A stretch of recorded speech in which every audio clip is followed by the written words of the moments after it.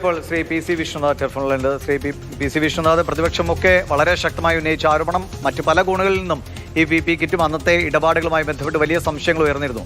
അതിനെയൊക്കെ ശരിവെക്കുന്നതാണ്. ഒരു കമ്പനിക്ക് വേണ്ടി മാത്രം ഈ കച്ചവടം മുഴുവൻ മാറ്റുക, കുറഞ്ഞ വിലയിൽ തരുന്ന കമ്പനി ഒഴിവാക്കുക, അങ്ങനെ വളരെ കൃത്യമായി CAG റിപ്പോർട്ടിൽ പറയുകയാണ് ഇപ്പോൾ.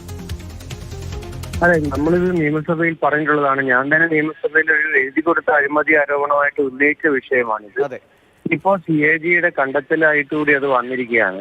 വളരെ കൃത്യമായിരുന്നു. കാരണം ഈ ഉയർന്ന നിരക്കിൽ PPE കിറ്റുകൾ വാങ്ങാൻ സർക്കാർ തീരുമാനിക്കുമ്പോൾ കുറഞ്ഞ നിരക്കിൽ കമ്പനികൾ സർക്കാരിന് PPE കിറ്റ് നൽകിക്കൊണ്ടിരുന്നതാണ്. വ്യത്യാസം ഏതാണ്ട് 1000 രൂപയുടെ വ്യത്യാസമാണ് ഒരു PPE കിറ്റ് തന്നെ ഉണ്ടായിരിക്കുന്നത്. 550 രൂപയ്ക്ക് കിട്ടിക്കൊണ്ടിരുന്ന PPE കിറ്റ് ഏതാണ്ട് 1500 രൂപയ്ക്ക് രണ്ടാമത് വാങ്ങുമ്പോൾ ഏതാണ്ട് 1000 രൂപയുടെ വ്യത്യാസം ഒരു PPE കിറ്റിൽ ഉണ്ടാവുകയാണ്.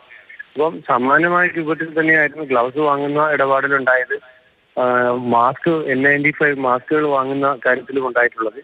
അപ്പൊ അത് നേരത്തെ ഇവിടെ സൂചിപ്പിച്ചതുപോലെ തന്നെ കുറഞ്ഞ നിരക്കിൽ നൽകിക്കൊണ്ടിരുന്ന കമ്പനിയെ ഒഴിവാക്കി അതിൽ പല കമ്പനികളും ഈ ഇടപാടുകളൊക്കെ സർക്കാരുമായി ഉണ്ടാകുന്നതിന് തൊട്ടു മുമ്പ് തട്ടിക്കുട്ടിയ കമ്പനികൾ വരെ ഉണ്ട് എന്നുള്ളതാണ് ഇതിന്റെ വസ്തുത. അങ്ങ് ഇതൊരു ഉദ്യോഗസ്ഥ തലത്തിൽ നടന്ന ക്രമക്കേടായിട്ടോ രാഷ്ട്രീയമായി കൃത്യമായി ബന്ധമുള്ളതായിട്ടാണോ ഇപ്പോഴും കരുതുന്നത്? അല്ല, ഇതിന്റെ ഉയർന്ന തലത്തിലുണ്ടായിരുന്ന ചുമതലപ്പെട്ടവരെല്ലാം കണ്ടെടുത്ത തീരുമാനമാണ്. ഉദ്യോഗസ്ഥ തലത്തിലാണെന്ന് പറഞ്ഞുകൊണ്ട് ഒഴിഞ്ഞു മാറാൻ കഴിയില്ല. സോമന്നൂരെന്ന നിയമസഭയിൽ നമ്മൾ ഉന്നയിച്ച സമയത്ത് കൃത്യമായ ഒരു മറുപടി ഉണ്ടായിരുന്നില്ല. അവര് പോലും പറഞ്ഞത് ഇത് ജീവൻ വിലപിടിപ്പുള്ളതാണ്, അപ്പോൾ പണം നോക്കാൻ കഴിയില്ല എന്നൊക്കെയായിരുന്നു. പക്ഷെ അതൊന്നും ശരിയായിരുന്നില്ല. കാരണം ഒരു ലഭ്യത കുറവ് വരുമ്പോൾ പുറത്തു നിന്നും ഉയർന്ന നിരക്കിൽ അല്ലെങ്കിൽ കിട്ടുന്ന കമ്പനിയിൽ നിന്ന് വാങ്ങിയാൽ അത് മനസ്സിലാക്കാം. പക്ഷെ ആ ലഭ്യത കുറവില്ല.